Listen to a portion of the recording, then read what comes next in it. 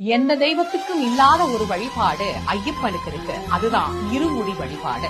வாழ்க்கையில எவ்வளவோ வினைகள், எவ்வளவோ துன்பங்கள், எவ்வளவோ பிரச்சனைகள். ஐயப்பா, நான் பட்டதெல்லாம் போதும், இனிமேல் என்னால் துன்பம் பட முடியாது, உன் சன்னதி நோக்கி நான் வருகிறேன், எனக்கு அருள் செய் அப்படின்னு 2 மூட்டைய நாம தூக்கிட்டு போறோம். ஒரு மூட்டை பாவ மூட்டை, இன்னொரு மூட்டை புண்ணிய மூட்டை.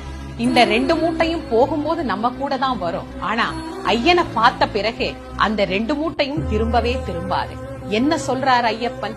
என்ன தேடி வர்ற பக்தனே, உனக்கு பாவத்தையும் புண்ணியத்தையும் எடுத்துக்கொண்டு நீ விரும்புகிற மோட்ச உலகத்தை நான் உனக்கு தருகிறேன் அப்படின்னு சொல்லக்கூடிய ஒரு அழகான தெய்வமாகத்தான் ஐயப்பன் இருமுடி பிரியனாக நமக்கு காட்சி தருகிறார். எந்த தெய்வத்துக்கும் இல்லாத ஒரு வழிபாடு ஐயப்பனுக்கு இருக்கு. அதுதான் இருமுடி வழிபாடு. வாழ்க்கையில எவ்வளவோ வினைகள், எவ்வளவோ துன்பங்கள், எவ்வளவோ பிரச்சனைகள்.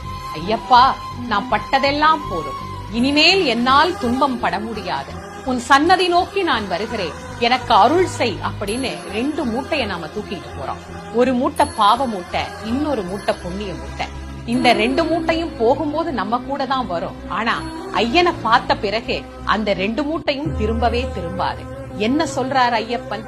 என்ன தேடி வர்ற பக்தனே, உனக்கு பாவத்தையும் புண்ணியத்தையும் எடுத்துக்கொண்டு நீ விரும்புகிற மோட்ச உலகத்தை நான் உனக்கு தருகிறேன் அப்படின்னு சொல்லக்கூடிய ஒரு அழகான தெய்வமாகத்தான் ஐயப்பன் இருமுடி பிரியனாக நமக்கு காட்சி தருகிறார்.